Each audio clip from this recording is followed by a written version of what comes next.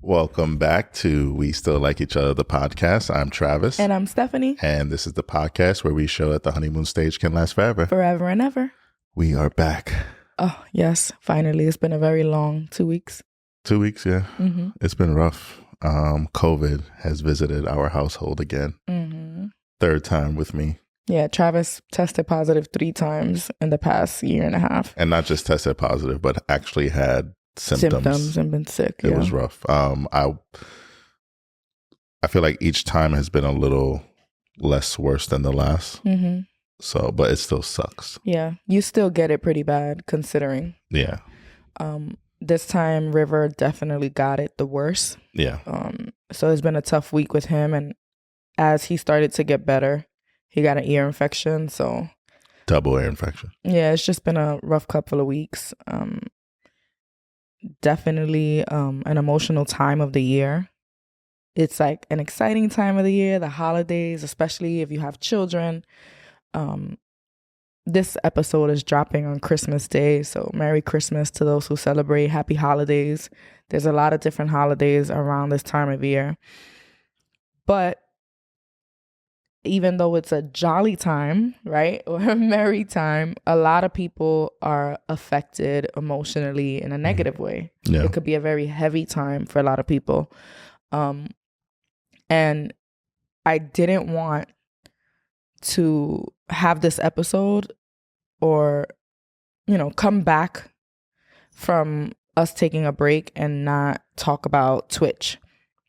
The reason I really want to talk about it is because one of the first things many of us thought when we heard the news about Twitch committing suicide was, oh my God, his family, right?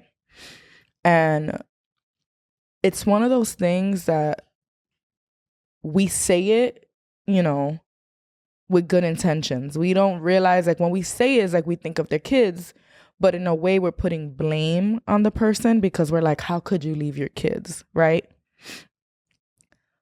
But I also think, like, just imagine the type of pain and anguish you have to be going through to do that, to decide, like, I am going to leave my kids. And I truly believe that in his mind and the minds of people who make that ultimate decision, they probably truly believe that maybe their family's better off without them. Yeah. So when me and you had this discussion, and I was very upfront that I'm speaking from a place of privilege, right? Mm-hmm. I don't know what it's like to suffer from mental illness to that extent. Mm-hmm. So it is, even right now, it's still hard for me to wrap my head around someone taking their life mm-hmm. and leaving their kids behind. Mm-hmm. Like, even outside of the partner, like, the kids, that's mm-hmm. like, that's the one thing that's hard for me to wrap my head around. But then, I try, and it's still hard. Like, I can't even put the words together that make me say, like, I could get how someone... Well, no, of course. No one ever wants anyone to have to resort to that. But I think that we have to understand that it's beyond their control at that point. Like, they're at such a place that they're convinced that that's the best move. Not that it's okay. I 100% wish it was prevented, and I wish he would have found a reason to stay and live. But I don't want people to feel angry with him. I was talking to my friend, and I say, his wife is going to go through those phases, and she's entitled to feel that anger because it's like, oh my God, I'm left alone. But I think we have to do a better job at not blaming them or judging them or feeling like they've abandoned people, because they must have been in a severely dark place. Yeah, I think for me, what makes me feel like sympathy for him is that his outward image or his outward portrayal of what his mood was just real jovial and happy mm-hmm. and mm-hmm. dancing and family and all that stuff. Yeah. So although that's just, we always talk about social media being a highlight of your life, mm-hmm. those were his highlights, but his highlights just seem like a very optimistic person. Yeah. So for him to take his life, that's where it's like, all right, there had to be something really wrong. Yeah. So although it's hard for me to wrap my head around, I'll continue to say that, I can still feel sympathy or empathy just based off that. Yeah. And before we continue, I did want to mention that there is a Suicide and Crisis Lifeline in all of the United States. So it works just like 911, but it's 988. And it's a 24-hour, 24/7, every day of the week, toll-free hotline, and is available to anyone in suicidal crisis or emotional distress. But yeah, a lot of, it's hard to say, but I have had conversations with even close friends that we've reflected on life and the challenges that it has. And my friends who are parents, like we've said, like, my kids keep me here. Like if I didn't have Eli, if I didn't have this kid or that kid, I probably wouldn't be here today. And we say it and we kind of look at each other with like that understanding, like I've had those dark thoughts, but then we kind of don't really dive into like how serious those thoughts are, right? And we think a lot of times parents will have emotional distress, maybe signs of mental illness, depression, anxiety, or something, and we think our kids are enough to keep us here, to keep us pushing day to day. Like, I got to get them ready for school tomorrow. This Christmas is coming, birthdays is coming. And we allow the busyness of parenthood to kind of distract us and maybe even ignore the need for some mental health intervention, support, therapy, even just a conversation with someone, right? Yeah, I always say that you should be in a place, or at least be trying to get to a place where life for you is enough to live just based off you, right? Like outside of no partners, no children, my job, it's just this, my life is worth living. Yes. I think once you get to that place, that's a healthy place to be in. Now, once you get there, you have add-ons. You have a partner who may add to your happiness. You may have children who add to your happiness, but that shouldn't be your why. Yeah, so when my friends and I said, like, if I didn't have this kid, I wouldn't be here. That's a problem. That's a huge problem. That's a red flag for ourselves. And we need to like find the value in our own life as individuals. And many of us don't realize the importance of that. I wasn't going to say this, but maybe like a month ago when we missed the episode, I was feeling very emotional, and the day we decided to cancel the episode, I finally went through and got a therapist that day after years of talking about it. So I know firsthand like how hard it is to finally like pull the trigger on therapy, right? Because there's a million and one other things that you could be doing with your time, or you might have bursts of moments where you're feeling stressed or overwhelmed, but then when you get over it, or you hang out with a friend, or you have a drink, or you take a mental health day, you're like, oh, forget it, I don't need therapy. So I just want to encourage anyone who has had that feeling, that daunting, like, maybe I need a therapist, do it. Or at least find some type of outlet for you. I know some people, it's physical health, it's self-care, or reading, journaling, meditation, a life coach, something. We need an outlet, and we need to find value in our own personal lives that's not tied to our children, that's not tied to our partners. So yeah, do the work, even if it's hard, because your life is important. Yeah. I didn't know you were going to say that, but I just want to say that I continue to be proud of you.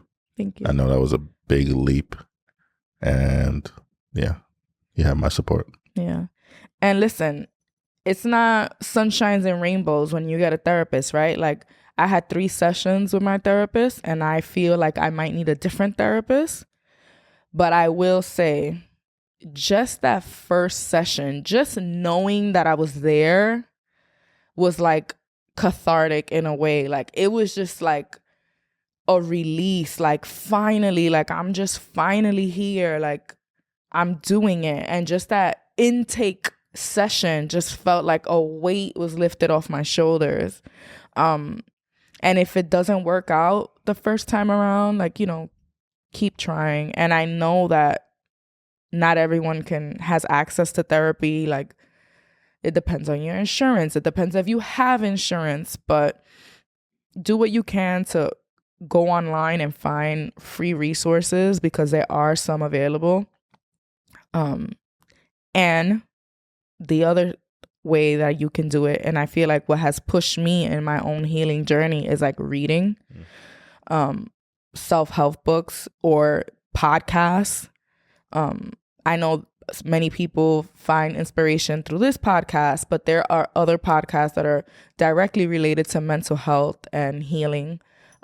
So find your therapy, even if it's not the traditional way, but start that journey of finding your own life valuable.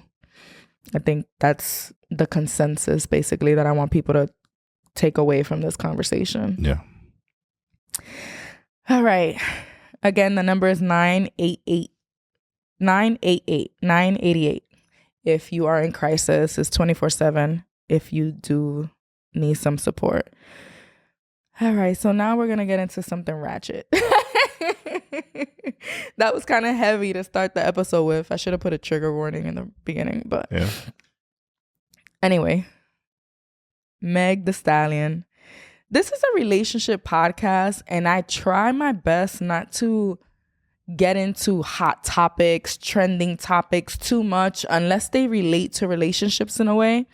And I feel like this Meg the Stallion, Tory Lanez situation does relate because it's, you know, two people who had an intimate relationship of sorts.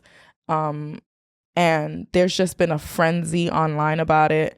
And the case is now over. Tory Lanez was found guilty on all charges, which I don't know what they are word for word, but it was like possession of a gun, shooting a gun in a car, and also shooting Meg the Stallion. Mm-hmm. So yeah, how do we start this? I guess the bigger conversation, which is people or women or Black women are wanting us to have, is that they need to be protected, or you all need to be protected. It was coming across during the course of this trial that it's just the lack of respect for Black women is basically non-existent. And this case is just another clear example of that. I can't speak to that. You could tell me if that's something you felt throughout your life. I feel, yes. So I also feel like, yes, being a Black woman, but also being how do I say it? A vocal woman, a charismatic woman, a woman who's in touch with her sexuality, her sexual presence, like all of that adds to your credibility, right? Or takes away from it, right?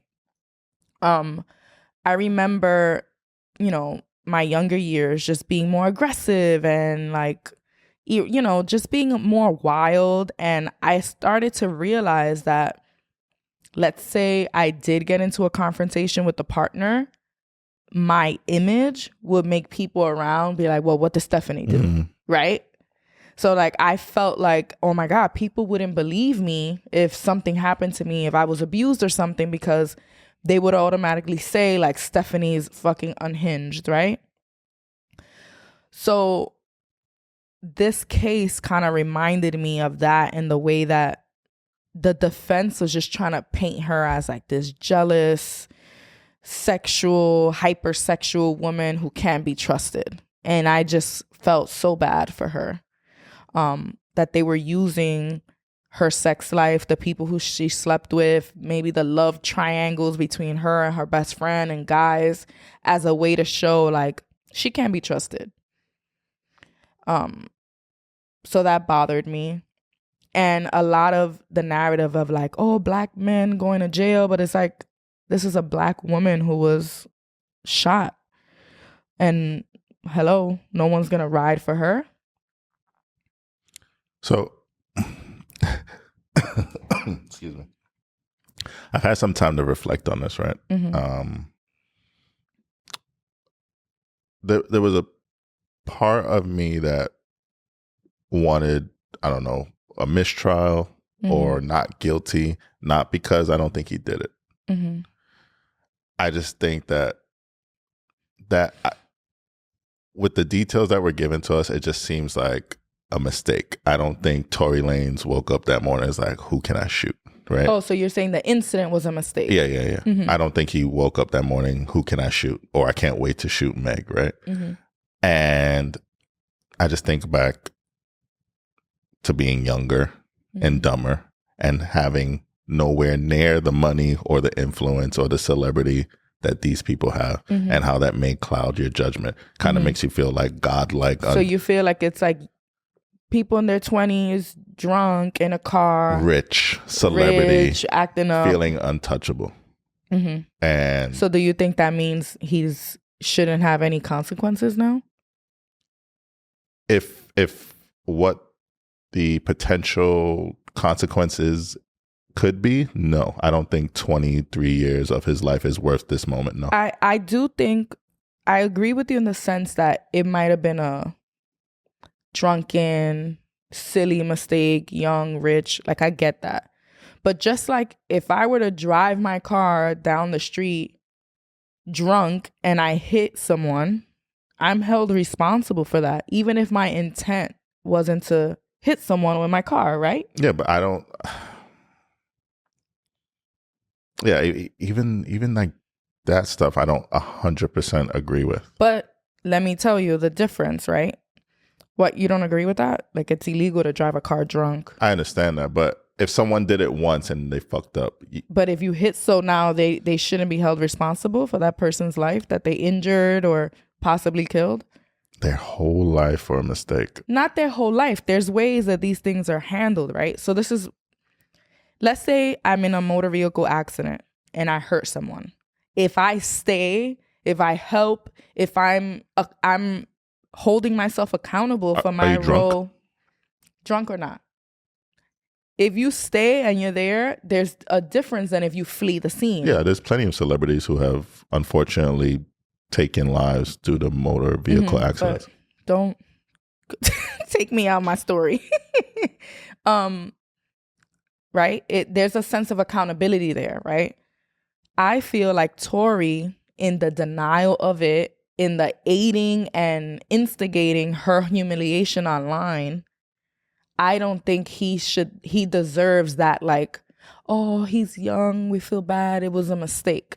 I feel like he lost that from me in his helping embarrass her, you know, feeding into the media frenzy of people calling her a liar and not taking any accountability for what happened that night.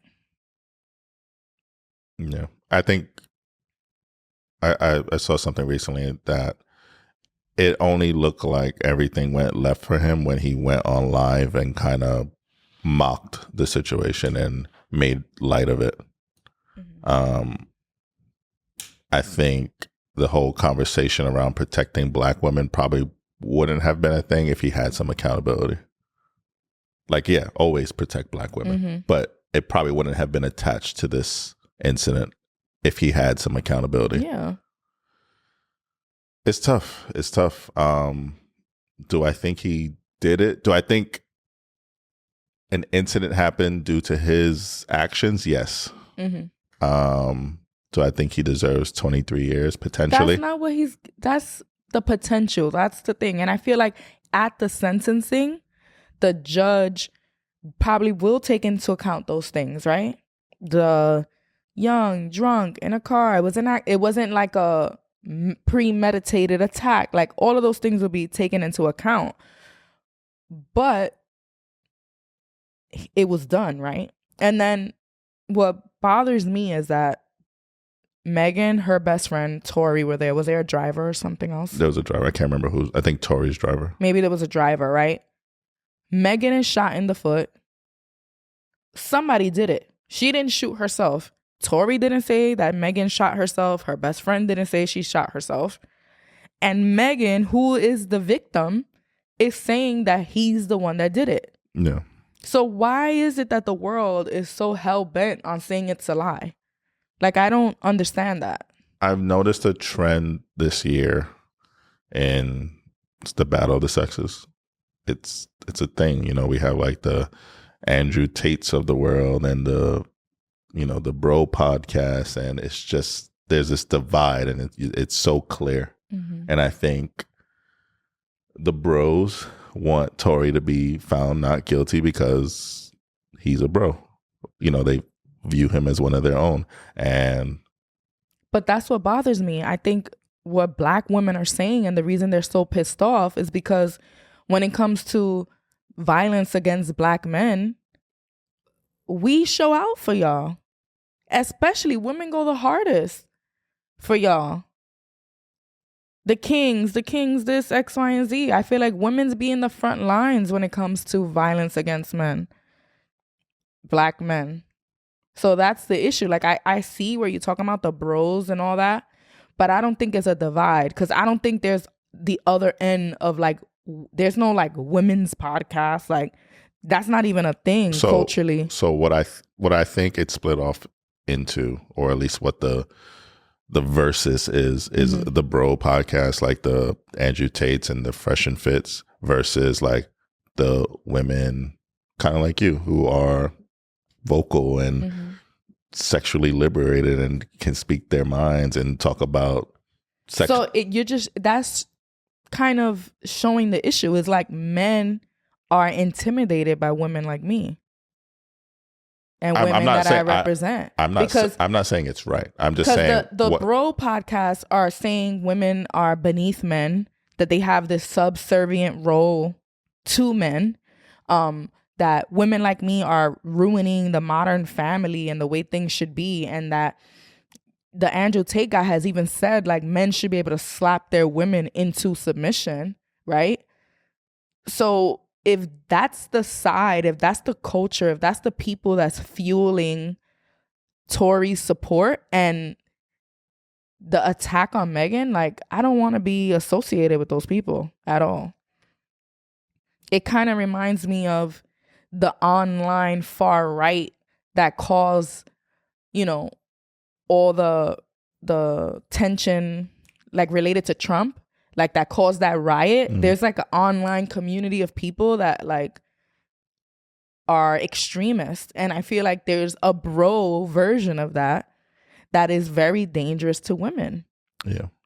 And honestly, I'm scared for Megan. Thank God she's rich as hell. Hopefully she's protected. But like, I'm sure this verdict has enraged these men with the tiniest egos, that it could be dangerous for her. Yeah, I think the unfortunate part of this is, or listen, the facts are she's a victim, right? Mm-hmm. That you can't deny that she's a victim, like you said. Mm-hmm. No one denied that she got shot. The unfortunate... What do you mean no one did? Yeah, people did. She had to have a forensic scientist say I'm talking about through the course of this trial. No one... There were people online literally saying she didn't get shot. Okay. In the courtroom, let me be more specific. In the courtroom, there was no denying of her being shot. Mm-hmm. It was proven. Mm-hmm. The unfortunate fact now is that her career is going to take a hit. Mm-hmm. I don't think it's going to be like and I'm not saying it's right. I'm just saying because of this divide of, I guess we're just calling it bros versus, I don't know. Honestly, I don't think so. Because the bros already refuse to admit that women are talented in rap. Can't even acknowledge in that. The bros already think she's way too sexually promiscuous to even support her. The bros already think she's too tall to be with them anyway. So the people who are against her, I don't think are impacting her career. I feel like it might impact her career because she's going to have to spend a lot more money on security for these stupid asses. But I don't think it's going to affect her record sales.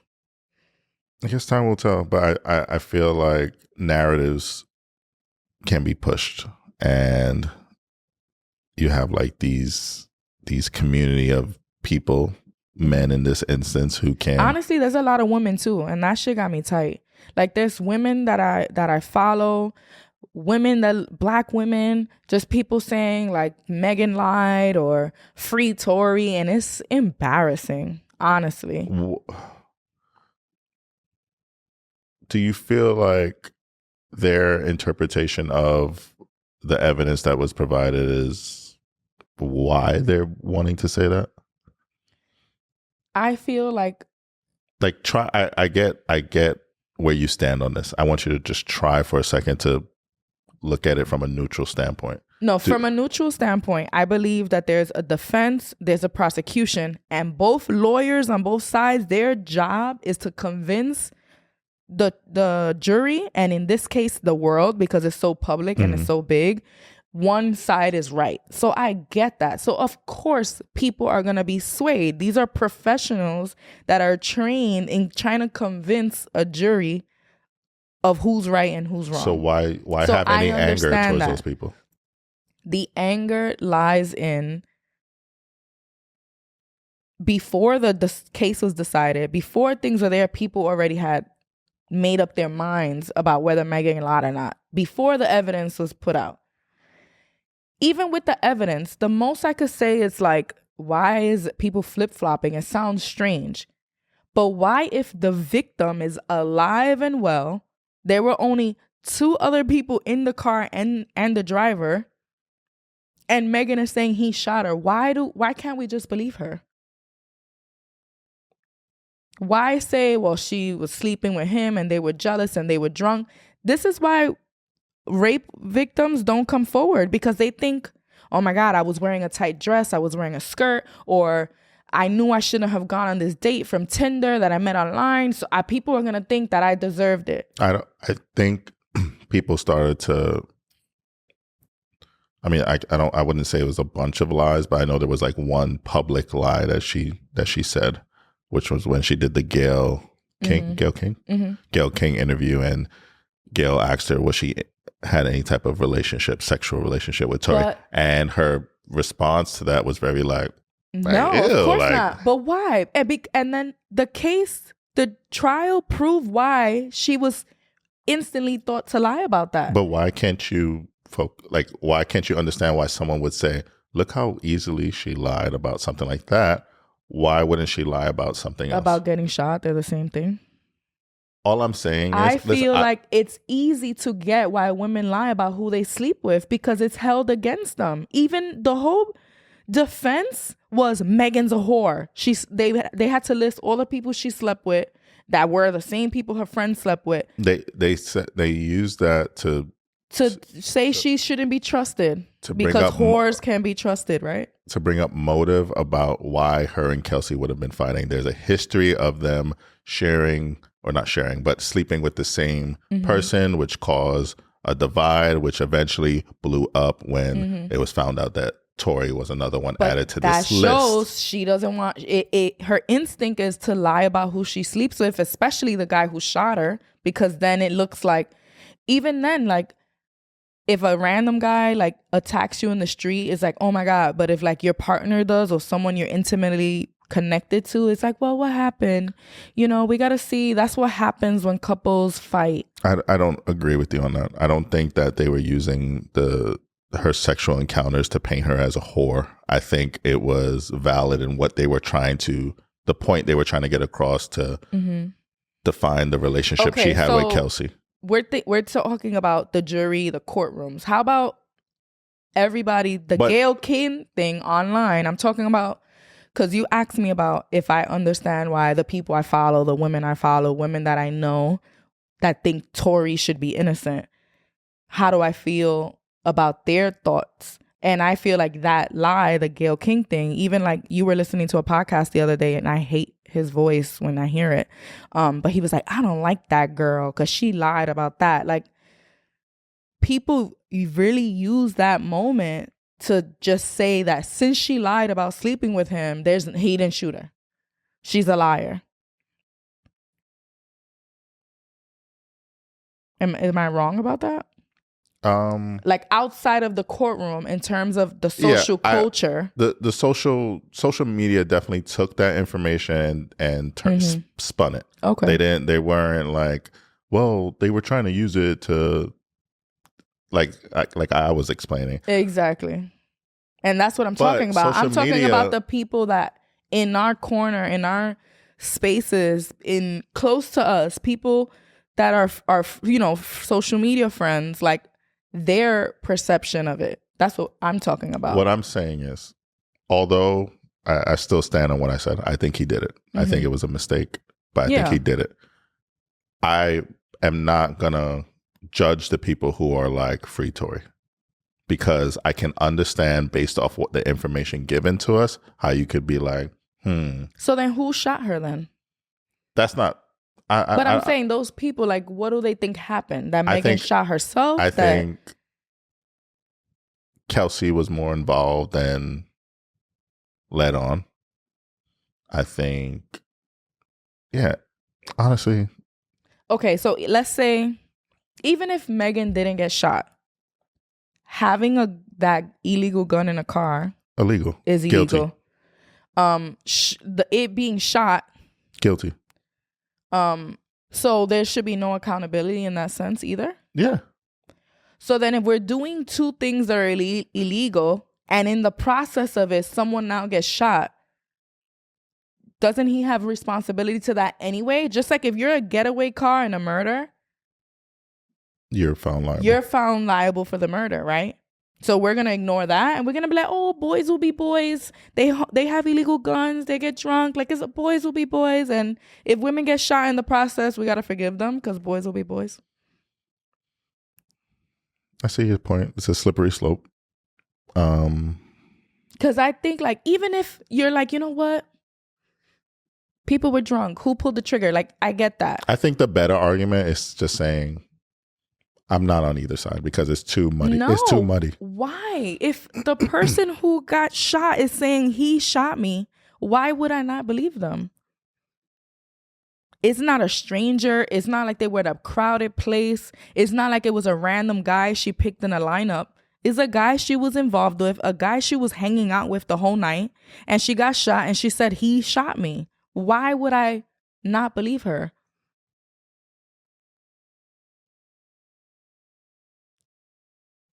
And that's exactly why women who are abused, women who are sexually assaulted are so afraid to speak up. Because you could just be like, he did it. I was there. You sure? Like, why can't we take her word for it if she was in a car with just a couple of people? Yeah, I mean, listen, she hasn't, outside of the Gayle King thing, I feel like that's not enough to question her character, in my opinion. Mm-hmm. I can understand why she wouldn't have wanted to admit to that, especially... She was in a new relationship. Well, Tory's whack as fuck. I wouldn't want to admit that I slept with him either. So I get that. Yeah, it's tough. It's tough.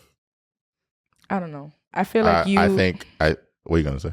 I don't know. I feel like you're beating around the bush, and like you kind of have also been influenced by some like bro podcasters, and you're like straddling the middle right now to be like on edge. Like you don't want to really say what you want to say. I don't know.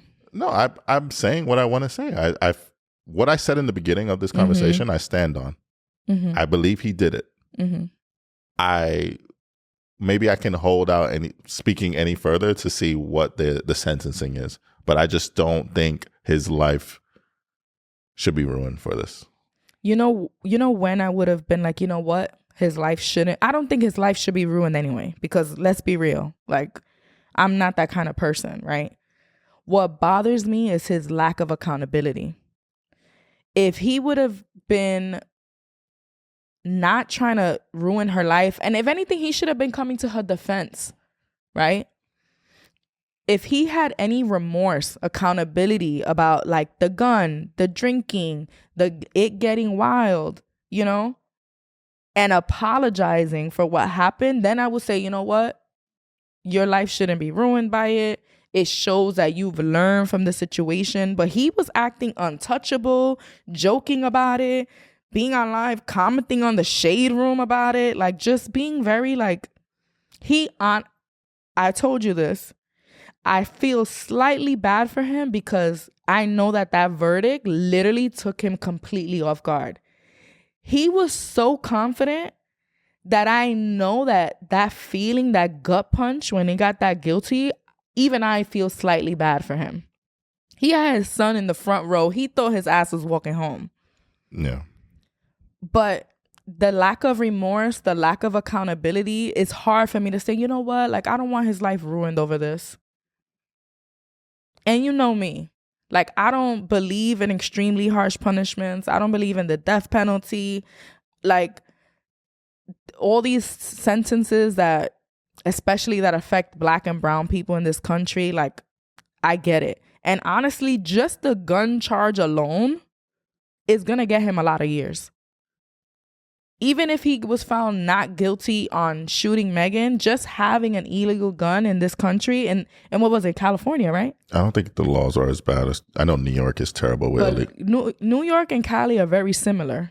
You know what I'm saying? So even just those charges alone are really, really bad. But no matter what, it's going to be blamed on Megan being a victim. It's her fault that his life is ruined. Like, he didn't have... There were a lot of mistakes that he made that led up to that. Even if she didn't end up shot, he was making a whole lot of mistakes there, but everyone's going to blame Megan for ruining his life. And just to clarify, I'm not holding back. I'm not influenced. I'm taking in the information just like everyone else. And although it sounds like I'm working through it in real time, it's true because I stand by what I said. I don't think his life deserves to be ruined because of this. Mm-hmm. And I can still have remorse for Megan in the same breath. Yeah. I don't know. It's been a tough week with everything, and then that, and it was a pretty big deal. Like I was too young for the OJ stuff, but from what I hear, it was like a similar type of energy in terms of like, stop at what you're doing. People on Twitter like refreshing. So yeah, I mean, it's unfortunate that it's, two successful young Black people that are going through this. Yeah, definitely. It sucks on both sides. No matter what the outcome of the trial would have been, it would have been terrible on both sides. Yeah. But I know that even if he was found not guilty or whatever, like, he would have just went, the way you said this is going to affect her career, I don't think it would have affected Tory's at all. He would have went on living fine if it was not guilty. I think no matter what, the people are split.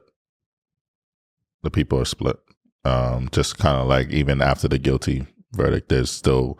You have the bros, and you still have some women who are just like free Tory. The pick-me's. Nah. I know. People are gonna comment about this, and there's gonna be women saying, "Well, Stephanie, I probably feel this way," and I'm letting you know right now, don't, because I don't have the energy. I already spoke about it now on the podcast. I got nothing else to say to nobody. I'm here for the dialogue. I'm done. All right, baby. You got a did you know for us? Yes. Did you know?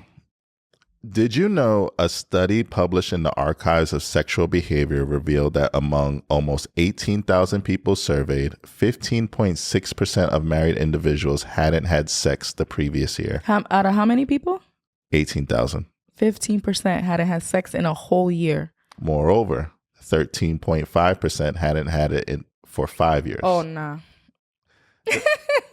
Depending on the importance of sex for a person, the lack of it can become a reason to get a divorce. However, since no sex in a marriage is not grounds for divorce, many spouses start their divorce using no-fault grounds such as incompatibility.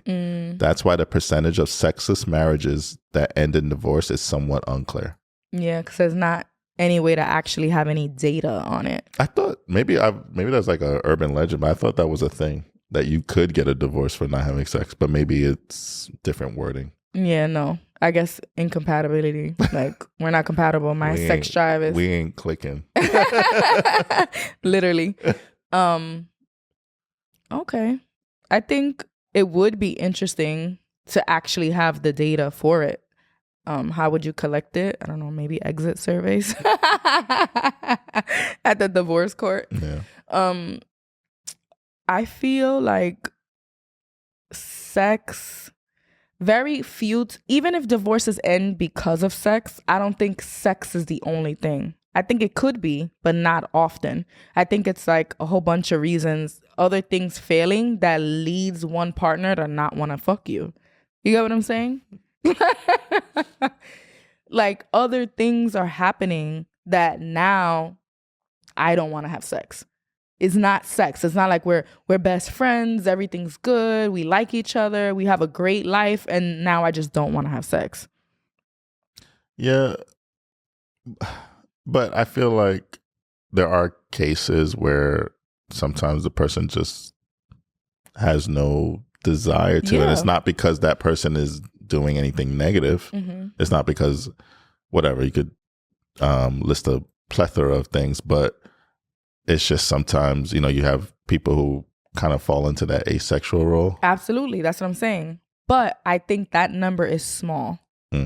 In the, like, if there was an exit survey and there was, let's say, 30% of divorces happen because of lack of sex, I think out of that 30%, maybe another only 10% of that 30 is probably because of someone's low sex drive. Not that things are happening within the marriage that lead to no sex. Gotcha.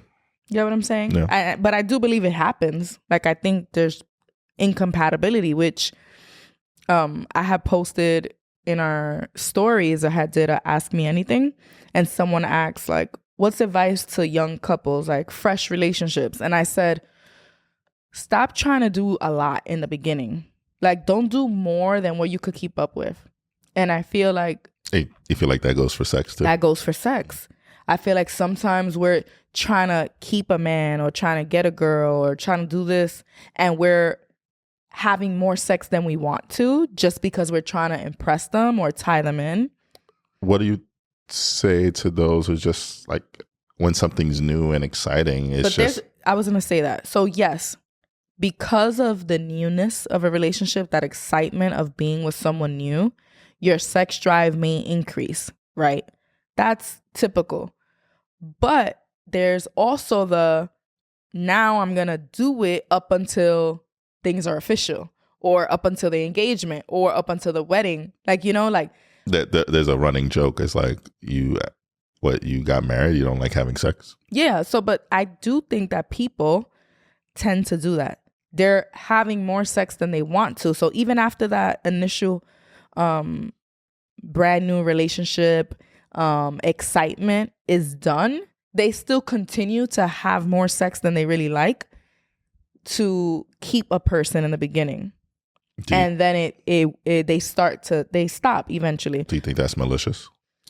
I don't think it's malicious. I think it's part of life and evolution. Like, you try to attract a mate, right? Even fucking birds in the animal kingdoms, they do stupid little dances to attract a mate, but then once they get them pregnant, they leave, they stop dancing, right? Like, I don't think it's malicious. I think it's human, but I think we have to hold ourselves accountable, be more realistic, and not do things that we don't really want to do. And I think the same, like, yeah, we're talking about sex, but it applies with dates, with flowers, gifts, right? In the beginning, you're just doing way too much, right? Like, putting gifts on a bunch of credit cards, using money you shouldn't be using, and then your partner is going to want you to keep that up, and you can't. Yeah, I feel like I know a few examples of someone portraying a life that they really weren't about, and then once they got into a serious relationship, the person realizing that this isn't the reality that I thought it was going to be, and then they're like, I'm out of here. And on one end, you'd be like, that's fucked up on the, let's say it's a man and woman, that's fucked up on the girl's part that she left because she realized it wasn't like. But no, that's no, but yeah. But you have to look inward and be like, why were you portraying a life that you know you couldn't keep up? Or after this couple months of me throwing the bag, I wasn't going to be able to continue this lifestyle. It was just for the summer. Yeah, like, hello. We talk about compatibility, right? So if in the beginning of the relationship, if I'm a person who loves gifts, right? And I love quality time, and it's summer and you're taking me on vacations, you're buying me gifts. And then now once we're together, you're working too much, so there's no more vacations. There goes the quality time. And you're like, oh no, I'm saving my money. I'm investing. I'm doing this. I can't buy you gifts. So it's like, well, I'm a person who likes gifts and likes quality time. So had I known this in the beginning, I wouldn't have continued this relationship. We're not compatible. And on the flip side, women who keep having sex when they don't really want to. This man now thinking, yo, I got this sex goddess, yo. She, anytime I want, yo, I literally come in. And you know what? That can also be done with our words. I feel like a lot of times people say like, oh yeah, I'm a freak, or like, yeah, we could have threesomes, or I'm with this. And then they can't deliver. Once they fall in love, now they don't want their man with somebody else. Or, you know, like, we got to be careful with what we're over promising when it comes to sex too. Yeah, because that was what. What you was gonna say, stupid. But even I think about like the sexting. There's been like little jokes on TikTok or Instagram, like, you know, when I was texting my husband all day, he be getting some, but then he gets home and I'm like sleeping. Like, it's funny and it happens once in a while if you're tired, but like if it's your pattern and you're like telling your spouse like, oh yeah, we're gonna get on, you always don't, like, or change it up. That's fucked up. Like, that's not healthy either. Yeah. There's always a little truth and humor.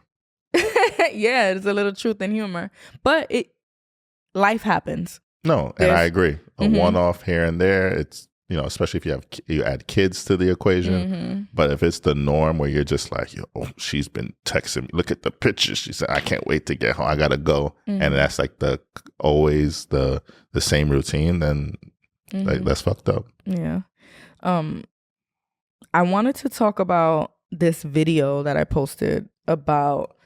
I wish I would have watched it right before to remember exactly. But basically, it was this man who was just helping around the house, like doing dishes, folding clothes, just a bunch of stuff that like a grown adult does, especially in a family, right? But there was like a voiceover over it or words over it. And it was talking about how women, and we're talking about heteronormative marriages, the men tend to say like, whatever you want, tell me what you need. Just tell me what I got to do. But it's like, what women really want is for you to be an equal partner in the relationship and take charge. Not take charge, but just do things. Like, why do I have to tell you the garbage needs to get pulled out? Why do I have to tell you we're running out of toilet paper? Why do I have to tell you that you should maybe plan an activity with the kids on your own? Not me saying, here, do this with the kids. Not me saying, remember the trash. Because it's a mental load on the wife most of the time, right? On top of her doing just her role, she's adding on like, I have to be the delegator. Yeah. And then what was interesting about it is so many people hit me up like, oh my God, like, this man is perfect. How the hell? I said, girl, I don't know. My husband's not like that either. Don't let it fool you. But in the comments, the interesting part was so many women were talking about how them having to constantly tell their partner what it is that they need, they started to feel less like their spouse and more like another child, which leads to a decline in what? Sexy time. Sex. If you start to see your partner, your spouse, the person you're supposed to have intimate love and sex with as a child, you're going to lose that intimacy. You're going to lose that drive for them. So basically, I was like, we need to talk about this. We need to talk about how a man should take responsibility in the house. So I want to know what your take is on this. No, I 100% agree. It's definitely been a work in progress for me. I feel like I'm proud of where I'm at. I don't think I'm perfect, but I think I'm proud of where I'm at. Like a lot of things I just do.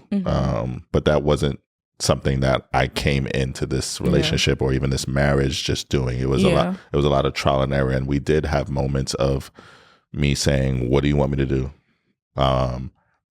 And in hearing this and reflecting, I can see how unsexy that is. You don't want to be viewed like I have a 30-something-year-old child. And then when it's time for sex, you're supposed to be turned on with those two thoughts they can't work together. Yeah. So 100% agree. I think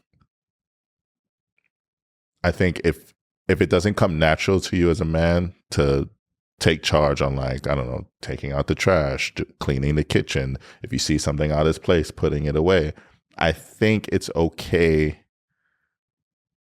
if you have a conversation about it. Like, listen, these aren't my strong points and I want to get there. And while I'm getting there, I may need some guidance. But that's also adding that communication to it. It's not just like you're telling yourself, oh, I'm going to get there eventually, because that eventually, in that meantime, you could potentially be fucking up your sex life. And sometimes it's not repairable.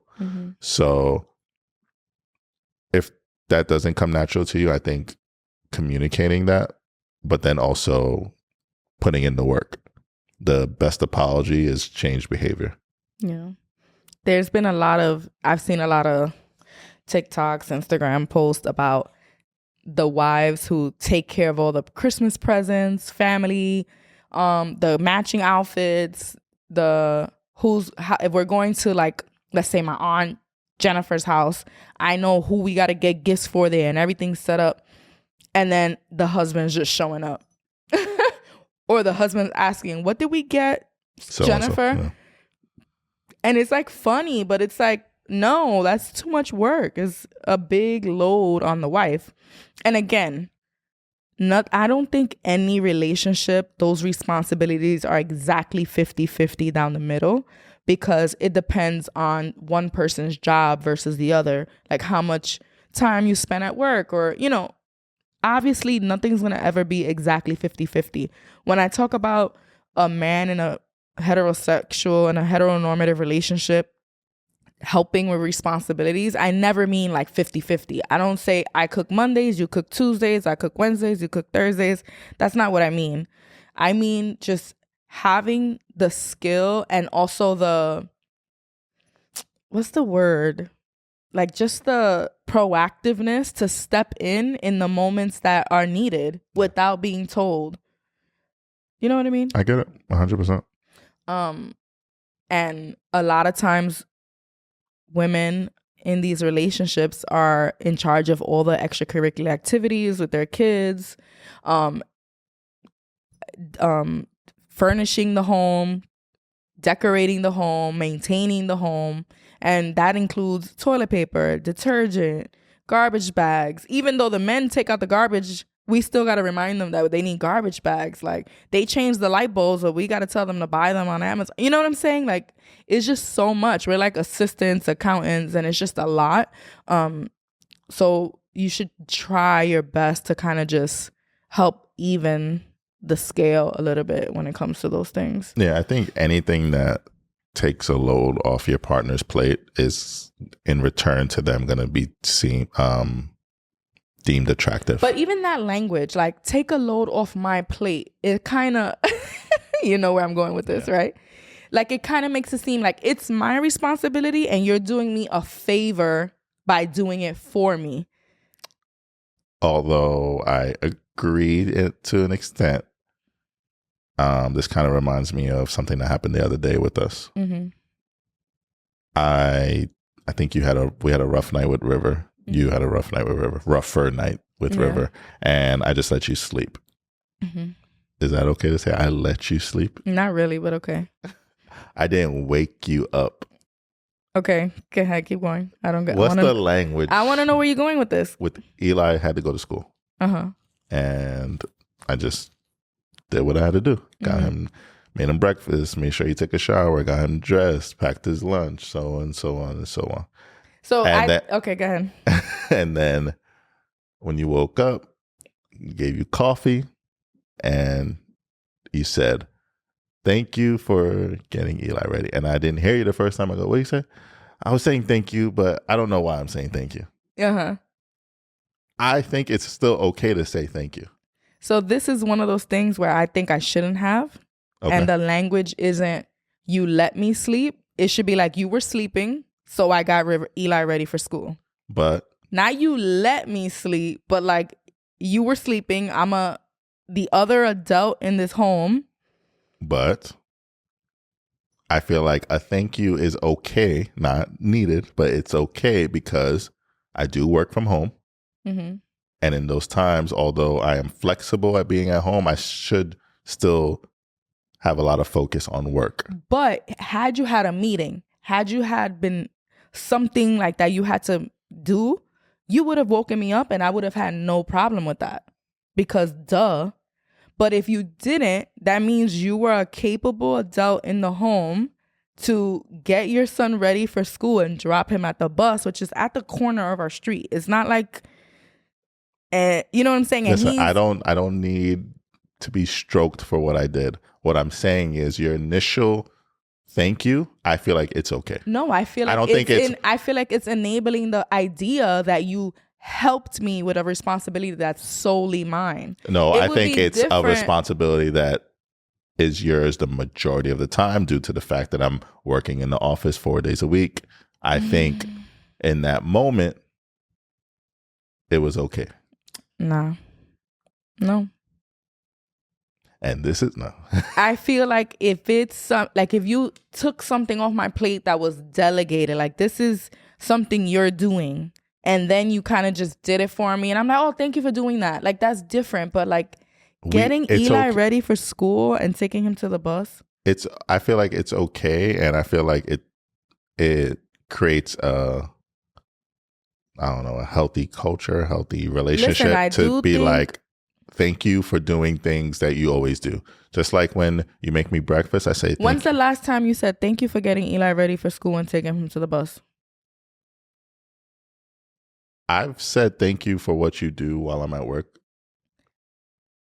I've said that to you. So have I not? I say thank you for going out and working and what you provide for us. But that's a general like appreciation. Me saying thank you for that specific act in the morning of you, quote unquote, letting me sleep, which I was just sleeping. I don't think I should have. I feel like it's one of those moments where honestly, I wouldn't have even thought of it. It wasn't like I was like, actually, but this motherfucker better say thank you. But it's because that was like your initial reaction. It was like word vomit. But then you caught yourself and it's like, what the fuck am I saying? And there's been other times when I say thank you to you for things that you're supposed to do, and you say you didn't have to say thank you for that. But now I feel like we had a conversation many months ago where it was like, it's okay to say thank you for things you're supposed to do. And I think there's a difference though between showing an appreciation and your gratitude. And I feel like we do that with like when we reflect, or just, if it's been a crazy week, like I'll be like, babe, I know you had a rough week. Like I appreciate everything that you do, X, Y, and Z. But a tit for tat, like if you threw the trash out and I said, thank you for taking the trash out. Or like you watched me take the trash out the other day. You didn't say thank you for taking the trash out. And I didn't expect one. But that's something you literally watch me struggle trying to find recycling bags and the garage is freezing. I literally put my coat on. But it was just something we just did. But you didn't say, oh, thank you for taking the recycling out. Because it's something you're supposed to do, right? Thank you. I didn't want to thank you, but I'm just trying to prove that just because you did something that I normally do, it's still a equal responsibility of yours. I get it. All I'm saying is the fact that I just don't feel like you had to like take back that thank you. So why other times when I've said thank you, you've been like, you don't have to say thank you for that? It's kind of like when you tell me I'm like handsome, it's like, oh, cut it out. But it's like, I like it. All right. I just will try to be better at not saying thank you first, so I don't have to retract my statements. Okay. And that doesn't mean I don't appreciate you and I don't appreciate what you do. That's different. I do the words of affirmation. I practice that love language a lot, and I am very grateful for everything that you do for us. But I feel like in that moment, even the language of you, I let you sleep. What were we talking about that led us here? The language thing. We totally forgot. You were like, oh, that reminds me of, because I told you the language isn't good. Oh, it was about taking something off of your wife's plate. And I'm like, I don't like that, because it makes it seem like it's her responsibility and you're doing her a favor. Yes, sir. Say thank you. Pull your weight in your relationship so your wife isn't pulling too much of it all the time. Pull your weight so your wife pulls down her panties. Just the tip. Like being funny and all, but it's true. If you become a child, another responsibility, like you lose sexy points. So I wanted to have this discussion, and then Misha from Refilling My Wallet, she sent me this TikTok, and I was like, wow, this is perfect for what we want to talk about. So there's this guy on TikTok, his name is Doc Wadsworth, and he talks about how relationships, and he uses this diagram of a house. And, a house needs a foundation, then you could put the walls up, and then you could put the roof, right? Mm-hmm. The foundation of a relationship is a friendship. This is what causes you to like each other, right? Then the walls are family obligations. Even if you don't have children, it's like maintaining the home we live in is family obligations. And romance, so like the dates, showing that you care about things that I care about. So like if flowers are important to me, even if they're not important to you, you're gonna, just show me you care about me by buying me flowers. Then if we have the walls, we have the friendship, we have the family obligations being met, we have the romance still being fulfilled, then the sex can happen. It's on top, right? So if the family obligations aren't being met, the roof is going to fall. You can't have sex. If the romance isn't there, boom. If the friendship isn't there, if that I still like you, we still like each other isn't there, collapse. It collapses everything. You can't have sex. You can't do shit. But he does mention sometimes the romance is happening, the family obligations are happening, and you're still not having sex. It's probably because the foundation is fucked up. And that's going to be grounds for divorce. We always say, we don't like each other no more. Peace. But yeah. Then he talks about, he had another video, like a response to that. Somebody mentioned how like, oh, but we had a lot of sex in the beginning. I wasn't doing chores in the house. It wasn't about dates. It was just like, there was a lot of sex in the beginning. What happened? Did she sell me a dream type of situation? And he talks about that novelty, that newness of sex in the beginning. That's what makes new couples have a lot of sex, is new and is exciting. So now when you're married, it's not new and exciting anymore. When you've been living together for 3-4 years, it's not exciting anymore. So now there's different reasons that you have sex. It's not the same. And I think where people get into trouble is they keep trying to find that newness, that novelty, instead of working on the other things that maintain a sex life in a relationship. And his 3 things are to reconnect. I think we spoke about that. That's really big for you. Yeah. I mean, it could be it's a slippery slope, because the reconnecting is nice, but it's just like it depends on what you're reconnecting after, right? Because if it's just like reconnecting because it's been a crazy week, a lot of work, and I feel like we haven't had enough time to like maybe talk or have quality time, that reconnecting is nice. Mm-hmm. But if it's like after like a big argument and we haven't been talking, and I'm just like really concerned about our marriage and wanting to feel like it's still secure, that's like misplaced reconnection. But if you did have a big fight, but y'all did communicate, solve the issue, come to an understanding, and then you have sex, that's okay. Top notch. Yeah. But I think I've even said on this podcast, there was one particular time where we just weren't vibing, and I didn't wanted the sex. Didn't want to have sex for like the pleasure. I wanted it just to be like, we're good. We're good. Like to know. Yeah. And he says there's no reconnection happening if you don't like each other. Yeah.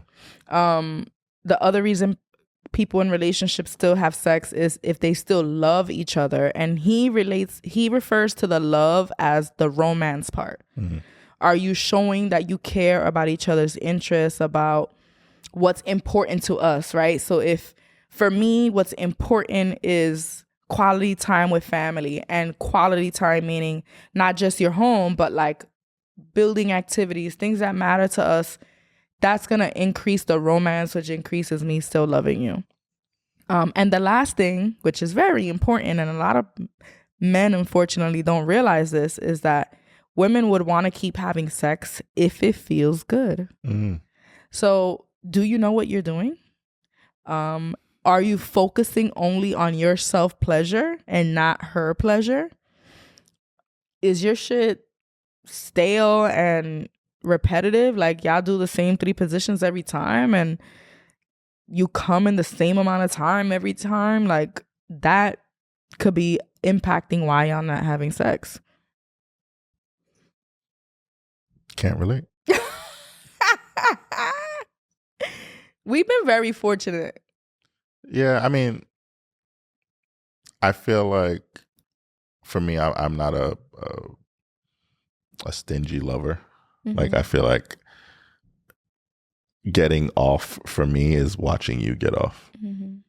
and it's just a cherry on top that I'm able to have some finale as well. But if it were just like a bunch of times where you weren't enjoying yourself, I think it's very clear. Like we have had times where I'm just like looking at you like maybe you're uncomfortable or something. Like I'm just very aware of my like, feelings of what's going on, and I'm like, I don't know, her face didn't like move when I did that move that usually it's just. And I like that you're very like, you're okay, or like, what's up, like, and we could communicate during sex, which is nice.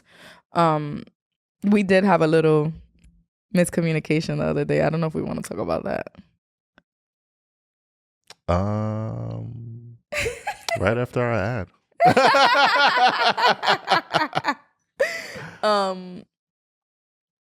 I was saying we've been fortunate in our sex life because I feel like we still like each other a lot, so we do want to reconnect often. When we do have moments of disconnection or tension, disagreements, we make it a priority to fix it. So I feel like we don't ever go like weeks without sex, like even in our heated moments, it might be a couple of days that it impacts our sex life. Yeah. You could tell. I don't mind. You don't mind? Yeah. Because I feel like I didn't do anything wrong. You didn't. It was just I was in my head. So I feel like this episode's going on. Listen, we skipped them last week. All right. So, I've mentioned on previous podcast episodes how I never initially like was into self-pleasure and masturbation using toys. And I feel like since my pregnancy with River, I had a really high sex drive. So I was experimenting with toys and self-pleasure. And then that led to introducing toys into the bedroom. And we kind of started that journey in our relationship, in the last year or two. So we recently got this new sex toy that was gifted to us by the company that we worked with before. And I had mentioned it to Travis how like I had been wanting to use it, but the past 2 weeks have been crazy in this house with sick kids. We've been sick. So unfortunately, by the time we got to bed sometimes, like even if I was thinking about sex, we would like literally fall asleep. I think one night you had it under your pillow, right? Yeah, like I even put the little vibrator under my pillow. Like once River goes to sleep, I'm using this. Fell asleep, didn't do shit. So I had mentioned it to you, like, oh, I put the vibe under my pillow, but I knocked out. Then the next day, I kind of mentioned it to you. And then we did initiate sex, but we didn't use the vibrator. But I wanted to. So in my head, I should have just said it. But I felt like he knew I wanted to use it and he didn't bring it up. So maybe, is he intimidated by it? Is he trying to like show me a good time without it? Like, that was me in my head making up stories. I was so annoyed because, you all see, we have a pretty open communication going here, but sex is such a taboo subject that even the people who are super expressive kind of shut down. And I'm normally very expressive. Like, I would talk about what feels good, doesn't feel good, move here, move over here. Like, but I feel like the toys part of it, I'm still not as open to talking about. And I feel like it's because I'm worried that you're going to feel like you're not enough for me. I have zero problem with that. Yeah. I've said on numerous occasions how excited I am for her that she's able to explore her body on her own, even when I'm not around. Mm-hmm. Because from day one, when I met Stephanie, I don't masturbate, never have. Yeah, I never did. Probably never will. So the fact that all this time has passed and she's basically at this new juncture of her life, it's exciting. I'm happy for you, like that you get to have that exploration of your body even at this age, right? Yeah. Damn, I'm not that old, but right. So I've said this many a times. So the fact that you kind of went... But that's different. Exploration on my own is different than wanting to use a toy in the bed. That's a little different. And even, I've never even give you that like machismo attitude where I'm like, fuck them toys, like my dick is better. You never have. But in that moment, I had literally just told you how I want to use a vibrator. And then we initiated sex like within that same hour. And you didn't even make a budge to get it, grab it. And that's just because I'm not like, although I have no problem with the toys, I'm still not super comfortable where I'm like, hey, pass the vibrator 3000 and over again, here. I'm not saying this was your reality. I'm saying this was how I was perceiving it. So since I had just mentioned it within that hour, and then we initiated sexy time, and then you didn't bring it up, I was like, is this his way of telling me, like, we don't need that shit? Like indirectly. For the record, it wasn't. So then obviously, since sex is very mental for me, so since I was dealing with that mental battle in my head, it wasn't the best sex. And he knew it. He was like, something's wrong. Like, what the fuck is going on? I was like, yeah. And I didn't even bring it up till the next day. Like, it was so hard for me to say what I was feeling. Like, it's hard. Talking about sex is hard, even for the most experienced people. When you shift into something new, something different, is gonna be hard. Yeah. I feel like sometimes people think like I'm so experienced and we have the best sex like all the time. So I think it's a good story to share that like shit happens. Yeah. Even to us. All right. We have a sponsor today. Yes. I feel like I sound stuffy, like nasally. All right. Our sponsor is Midnight Electric Corporation, a Black-owned electrical company based out of Brooklyn, New York. Midnight Electric offers full-service solutions for your new equipment and lighting installation needs.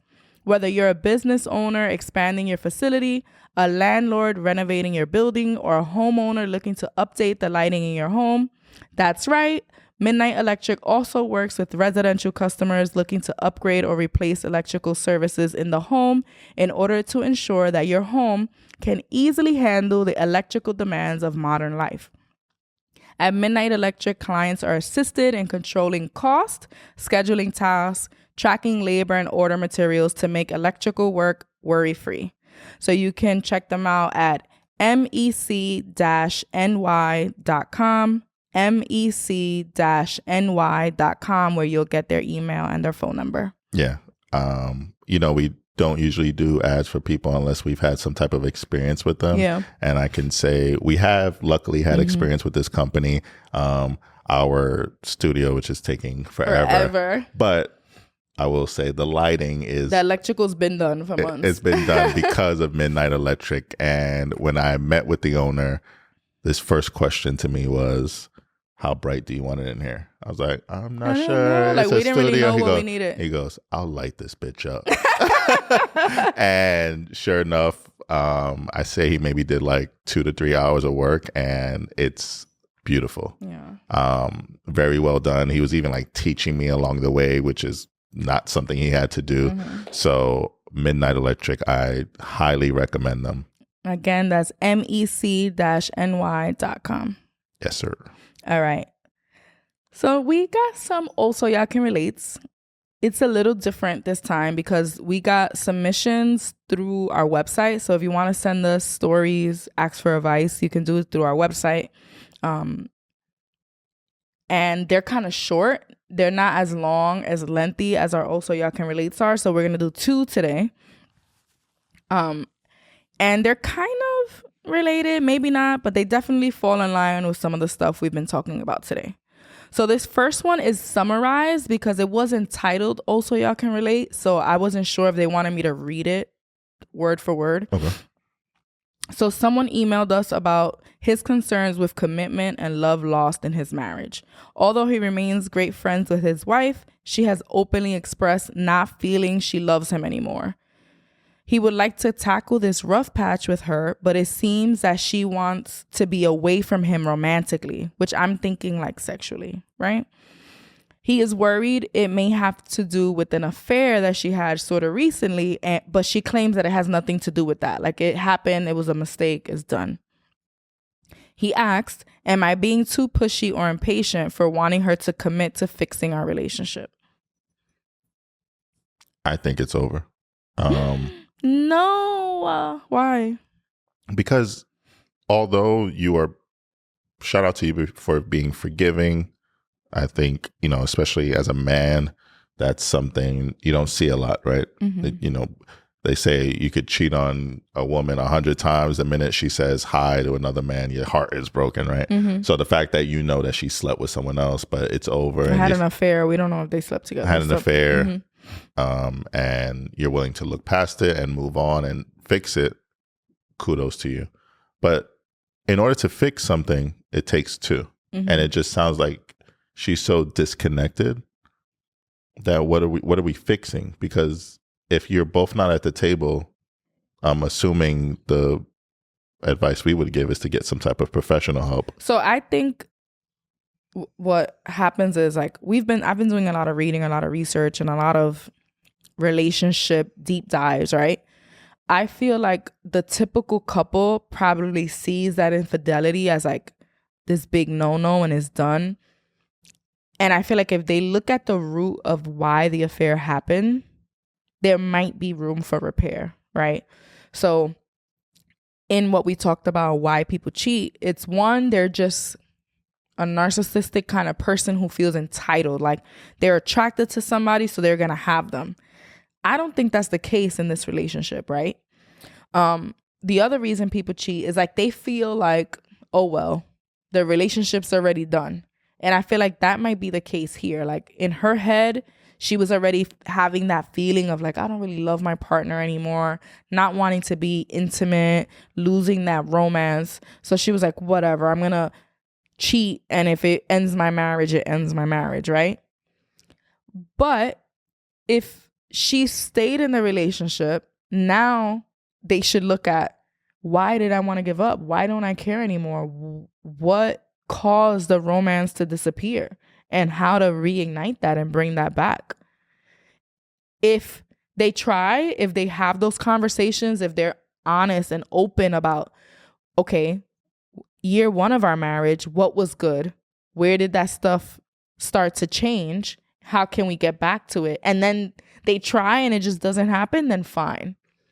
But since the affair was sort of recently and it seems like they just haven't really communicated, I wouldn't say it's over. But how can you like have hope when she seems like she doesn't want to put in the work? It could be that she has some shame and guilt, and like maybe she feels like, you know what, I already cheated, like I'm done. It'll never be the same. It'll never be the same.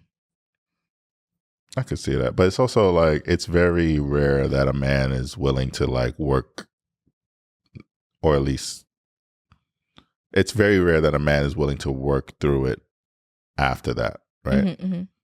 So I feel like that should be the fire in her. Like, listen, I did this. Let me, now it's time to address why I did it. But maybe it's hard to talk about. Maybe it's hard for her to say. So, why? But how, it's like, what advice do you give to this man? It's like, oh, just keep trying. Eventually. Not open up, honest, open communication, specifically about where things went wrong. Start with looking at where things were right. When you did love me, like me, and want to be with me, what changed? Be very intentional about figuring out where things went wrong. Do you put a limit on it? Yeah, of course I put a limit on it. My concern is, that sounds great, but if he's continuously getting just negative or lack of yeah, but he's been getting that because he's probably not being super intentional. He's probably like, oh, the cheating happened, I'm gonna stay. But there's not a real deep kind of look into the relationship in that sense. I don't think he's done that. At least from what I got, it seems more so like, I try to, be like, I think he wants it to be back to normal without the work. Okay. And I feel like it's probably hard for her to do the work because it's a little embarrassing. You feel like you fucked up. Yeah.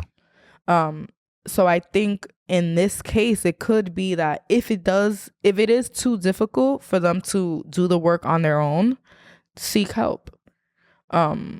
There's this, oh my God, I follow this like therapist on Instagram, and she has a book. I haven't read it, but she seems super cool on here. And her book is about repairing a relationship after like infidelity. Mm-hmm. It's called Rebuilding Trust, Guided Therapy Techniques and Activities to Restore Love, Trust, and Intimacy in Your Relationships. And it's by Morgan Johnson. And I think this is like a step. Like I talked about earlier, like everybody doesn't have access to therapy, but if you could find a book or something to help guide you there, some type of resource, then do it. I'm going to save this so I remember to share it. But yeah. So I don't think all hope is lost yet. All right.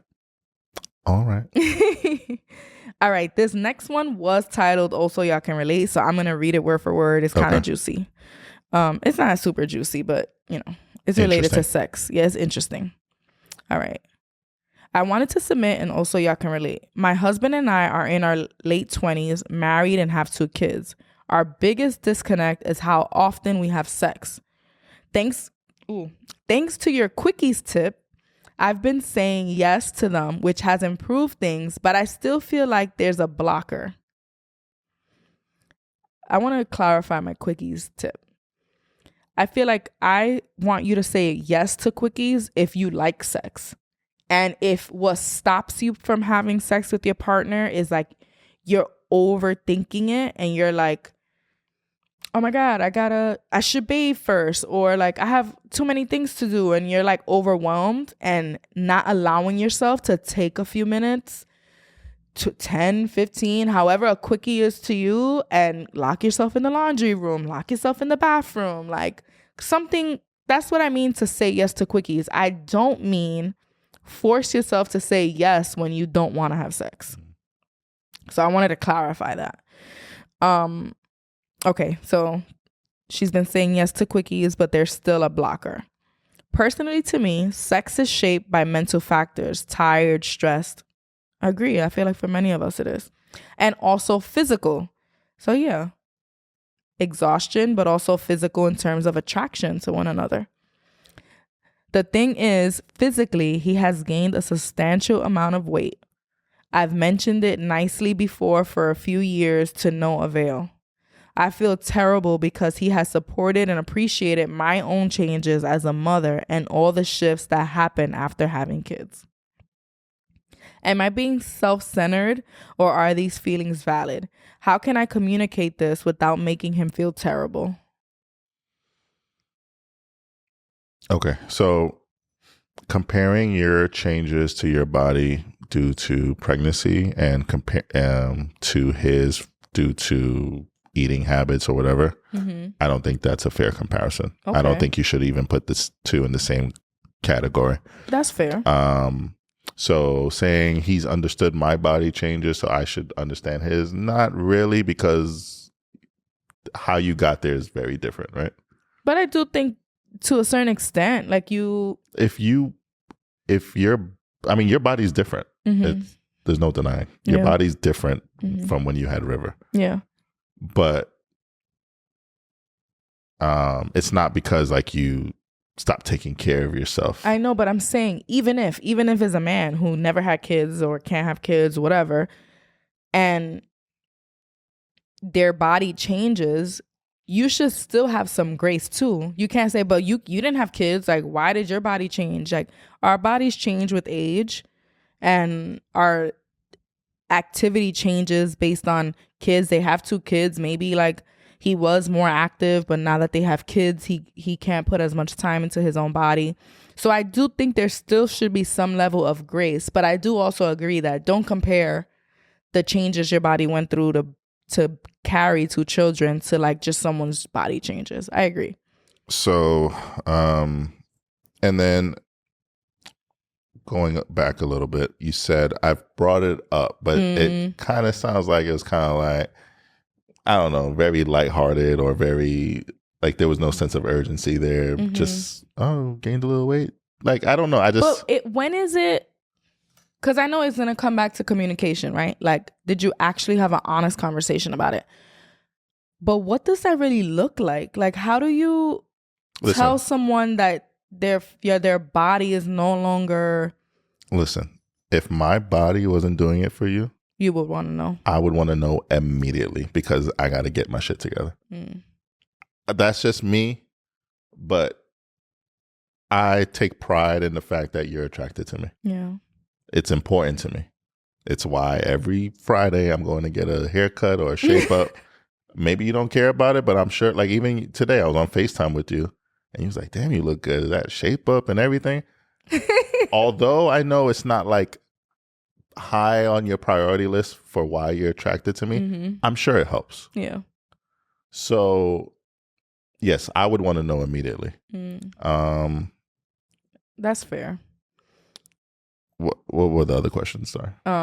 So yeah, basically, how do you bring it up? Is it self-centered for her to feel a way about the changes of his body? No, I don't think it's self-centered. I think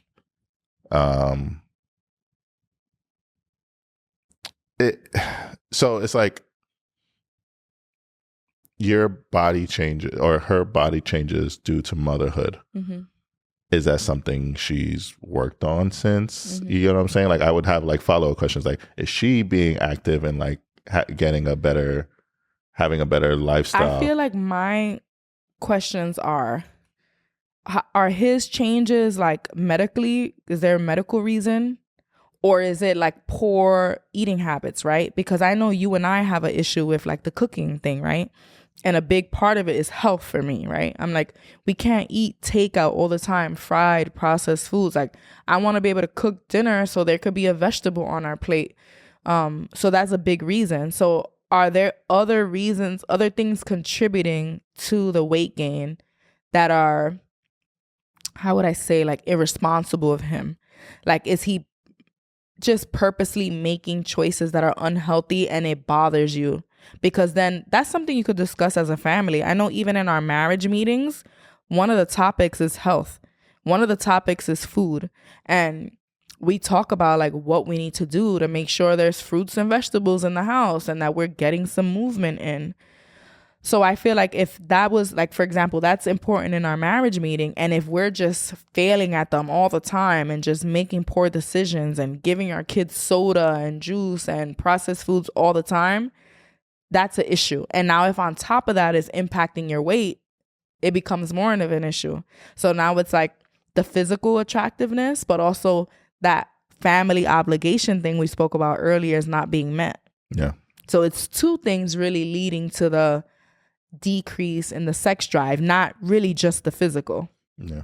So the way I see it is that it sounds like you're in this for the long run, right? Like this is end game for you. And she's trying because she's like I'm using the quickies tip, so she wants to improve it. So if this is this is the marriage that you want to be in for the rest of your life, then you have to take care of it. And in taking care of it is having those tough conversations.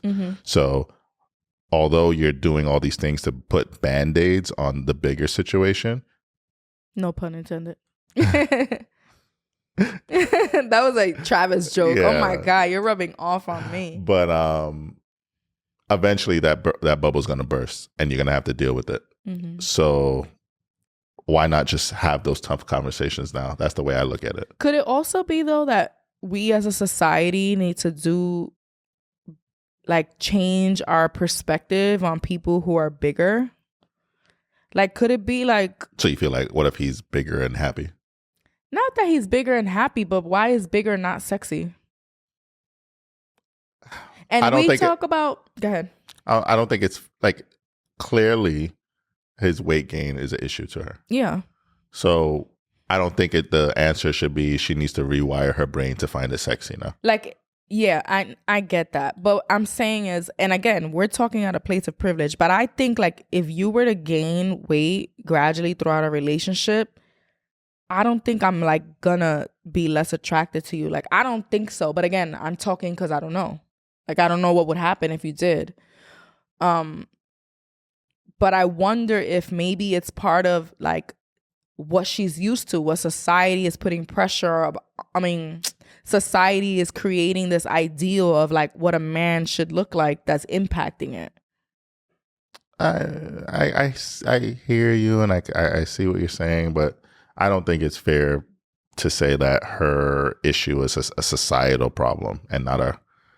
No, and trust me, we talk about it. We need to eat fruits, vegetables. We talk about our health. Like, I think that's important too.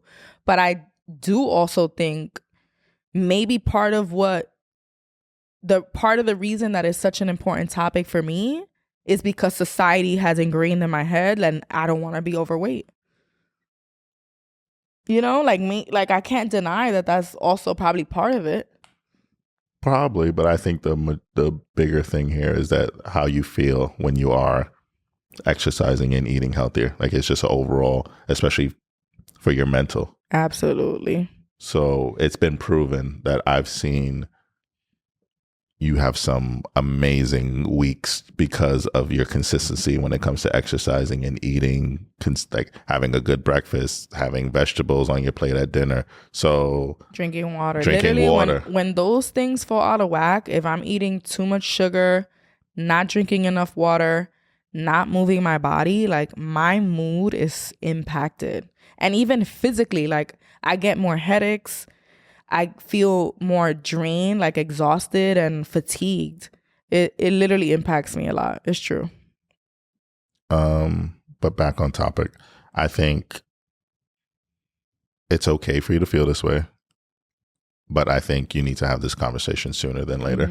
And not, because eventually it sounds like you're going to fall into a place where you're forcing yourself to have sex. Yeah. And you don't want to be there because it's supposed to be something, it's supposed to be a connection for you too, not something you're dreading. Yeah. And we also got to hold each other accountable, right? I know like when I'm buying groceries, I never buy soda. I only buy soda if we're having guests. Like when my mom comes over, she loves Pepsi, I buy Pepsi. And I like soda. It's not that I don't like it, but I don't want to keep it in my house consistently, so I'm not drinking it every day. Yeah. Like if I go to a restaurant, I'm probably going to order a Coke or a beer, right? But if I have dinner at home, I'm like, I'll have water, I'll have seltzer water. Every once in a while, we're like Arnold Palmer, so I'll get lemonade and sweet tea, but I don't buy it every time we go grocery shopping. It's like once in a while, we haven't had it, I get it. So I think those small changes just in your home start to kind of plant the seeds of like living a little bit of a healthier lifestyle. Yeah. And I think he'll appreciate your honesty because who wants to be living essentially a lie, right? Like I said, I would want to know. I don't think there's a man out there that wouldn't want to know. No, I don't overgeneralize that. It's hard. Some people, it's hard to. I think even if it's met with anger or resentment initially, not I even think that. It's like embarrassing. yeah, but you're my best friend. Yeah. If you can't tell me some shit, who the fuck can? Yeah, that's true. So if you're not there to be able to tell him that, then there's some other shit you got to work on. I don't know. I just feel like it's a difficult conversation. It is difficult, but it's needed because, like I said, Band-Aids. Yeah. Do it. Do it so you can do it. So your feelings are valid, but I also feel like you should move with care and not be harsh in your delivery. And also it could be something that brings you closer, because it's like, I always say you shouldn't just say what the problem is. Sometimes it's good to come with a solution, right?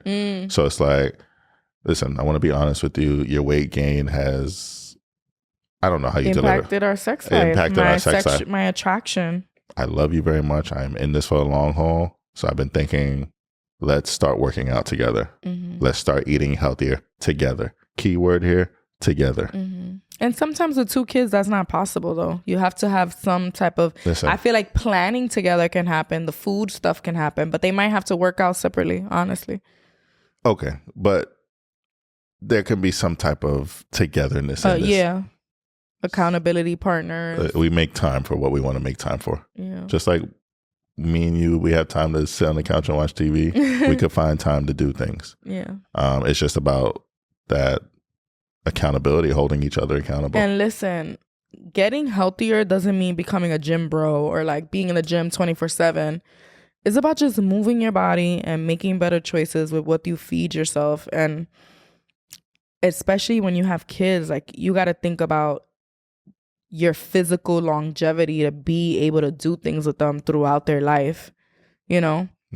I think about that all the time, especially, honestly, we're on the older end of like kids, like you're 34 years old, and I'm like, when River's like 10, we're gonna be in our 40s, and there's people in their 40s who are stiff and have really bad back and knee pains, and I don't want to be like that.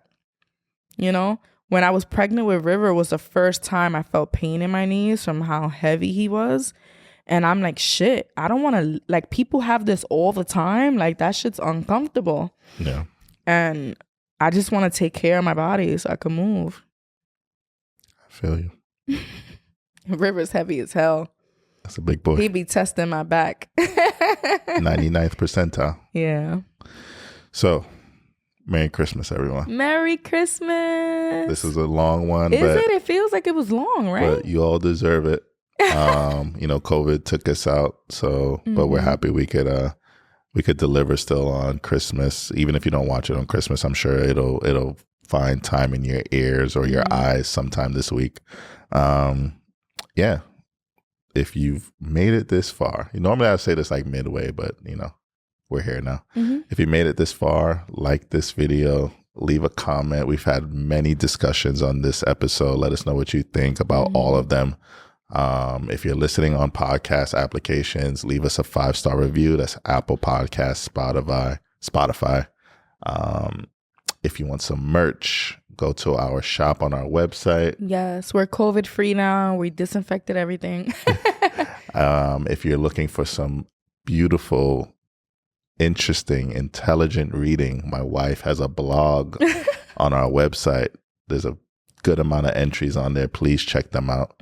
I think that's it. Merry Christmas. We will see y'all. Happy holidays if you don't celebrate Christmas. We'll see y'all next week. And Patreon. We have not been showing y'all the love y'all deserve, but we got y'all this week. COVID knocked us on our ass. But a lot of content coming. Appreciate you all. My love. Daddy. Do you still like me? I still like you. You know what I was thinking earlier? I never asked you if you still like me. It's not important. Yes, it is. You Do you try still it? like me? I do. All right. Peace out. Peace.